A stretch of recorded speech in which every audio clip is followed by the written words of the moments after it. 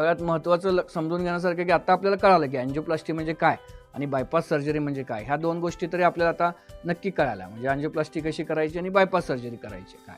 आता कुणाला अँजिओप्लास्टी करायची आणि कुणाला बायपास सर्जरी करायची हे आपल्याला समजून घेणं महत्त्वाचं आहे. कारण आता तुम्ही हा अँजिओग्राफी केला, एखाद्या कार्डिओलॉजिस्टकडे गेला तर तो काय म्हणतो तुम्हाला की ह्याची आपण अँजिओप्लास्टी करूया, बायपासची गरज नाही. जर तुम्ही एखाद्या बायपास सर्जनकडे गेला तर तो तुम्हाला सांगतो की बायपास सर्जरी करूया, अँजिओप्लास्टीची काय गरज नाही. आणि हे सोडून तुम्ही काही की जे चिलेशन थेरपी किंवा बाकीच्या काही थेरपीमध्ये गेला तर तुम्ही यातलं काहीच करू नका, मी गोळ्या औषधांनी बरं करतो आणि मी अशा प्रकारचे बरेच पेशंट बरे केले आहेत, अशा प्रकारे तुम्हाला कळतं. आता ॲज अ पेशंट म्हणून आज 2024मध्ये तुम्ही या सगळ्या आर्टिफिशियल इंटेलिजन्स आणि AI आणि ChatGPTच्या युगामध्ये तुम्ही स्वतः लर्नेड असणं गरजेचं आहे. तुम्ही स्वतः ह्याच्याबद्दल अभ्यास केलेला असल्याची गरज आहे. म्हणून कुणामध्ये अँजिओप्लास्टी करायची, कुणामध्ये बायपास सर्जरी करायची, हे याचा थोडासा अभ्यास तुम्ही सुद्धा करून घेतलेला पाहिजे. आणि मग तुम्ही अशा प्रकारचे प्रश्न तुमच्या डॉक्टरांना विचारू शकता की नक्की मला काय करायचं आहे. तर ढोबळ मनाने मी सांगतो की अँजिओप्लास्टी कुणाला करायची आणि बायपास सर्जरी कुणाला करायची. तर आता जनरली आत्ताच्या नवीन पद्धतीप्रमाणे आता जर आपण बघतो की जगभरात अँजिओप्लास्टी ही टेक्निक अतिशय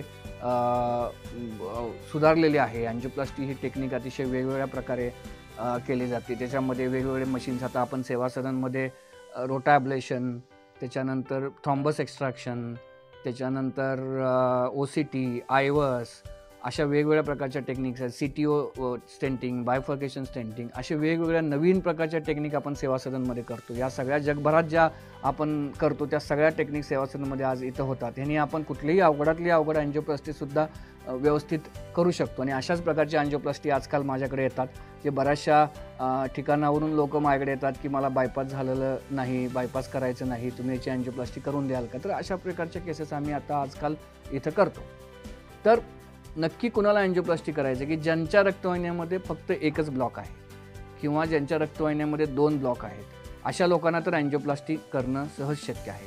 म्हणजे काही 5% केसेसमध्ये त्यांना बायपासला पाठवावं लागेल, पण 95% पेशंटमध्ये त्यांना आपल्याला अँजिओप्लास्टी करणं नक्कीच शक्य आहे. आता सगळ्यात मोठा प्रॉब्लेम असा की 3 रक्तवाहिन्यांच्यामध्ये ब्लॉक आहे, तर मग कन्फ्युजन चालू होतं की बायपास सर्जरी करायचं की अँजिओप्लास्टी करायचं, आणि मगच आपल्याला सगळं कन्फ्युजन्स चालू होतं. आता अँजिओप्लास्टी आणि बायपास सर्जरी जनरली असं आहे की लेफ्ट मेन, म्हणजे जिथून हृदयाच्या रक्तवाहिनी मेन चालू होती त्या मेन रक्तवाहिनीमध्ये ब्लॉक असेल तर आजच्या मतीला बायपास सर्जरी ही जास्त त्याच्यामध्ये इम्पॉर्टंट आहे किंवा त्याचा फायदा जास्त होऊ शकतो अँजिओप्लास्टीपेक्षा. आजकाल नक्कीच आता आम्ही बऱ्याचशा लेफ्ट मेन अँजिओप्लास्टी करतो. म्हणजे आता एक सिंगल ब्लॉक आहे, बाकी कुठंच ब्लॉक नाही आहे, ऑस्टियल लेफ्ट मेन आहे किंवा बॉडी लेफ्ट मेन आहे, तर अशा आम्ही अँजिओप्लास्टी करतो. आता बऱ्याचशा स्टडीज आहेत ज्याच्यामध्ये लेफ्ट मेन अँजिओप्लास्टी आणि बायपास सर्जरी या दोन्हीमध्ये फारसा फरक नाही हे आलेला आहे. पण आता सध्या रेकमेंडेशन जर मला विचाराला तुम्ही, तर मी लेफ्ट मेन अँजिओप्लास्टीपेक्षा मी बायपास सर्जरीचा सल्ला माझ्या सर्व पेशंटना देतो की पहिल्यांदा आपण बायपास सर्जरीज अशा सगळ्या पेशंटना करा.